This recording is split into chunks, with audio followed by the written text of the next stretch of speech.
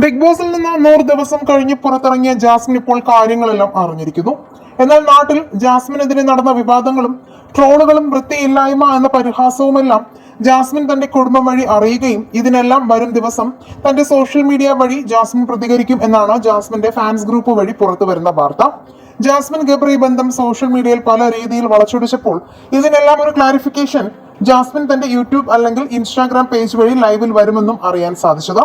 തനിക്ക് 3-ാം സ്ഥാനം കിട്ടിയതിൽ താൻ ഹാപ്പിയാണെന്നും ഇതുപോലും പ്രതീക്ഷിക്കാതെയാണ് താൻ അവിടെ നിന്നതെന്നും എല്ലാം പോസിറ്റീവായാണ് താൻ കാണുന്നതെന്നും ജാസ്മിൻ തുറന്നു പറഞ്ഞിരുന്നു.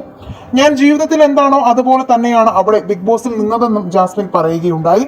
എന്നാൽ ജാസ്മിൻ ഫാൻസ് ഇനിയും ജാസ്മിനെ സൈബർ ബുള്ളിംഗ് ചെയ്ത് ഉപദ്രവിക്കരുതെന്നും എല്ലാം ഒരു ഗെയിമായി കാണണമെന്നും ജാസ്മിന് കപ്പ് കിട്ടാൻ ഡിസേർവ്ഡ് ആയിരുന്നുവെന്നും കൂട്ടിച്ചേർത്തു. ഈ സീസൺ ബിഗ് ബോസിൽ നിങ്ങളുടെ ഫേവറേറ്റ് കണ്ടസ്റ്റന്റ് ആരായിരുന്നു എന്ന് മടിക്കാതെ കമന്റ് ചെയ്യുക. വീഡിയോ ലൈക്ക് ഷെയർ ചെയ്യാനും ചാനൽ സബ്സ്ക്രൈബ് ചെയ്യാനും മറക്കല്ലേ ഫ്രണ്ട്സ്.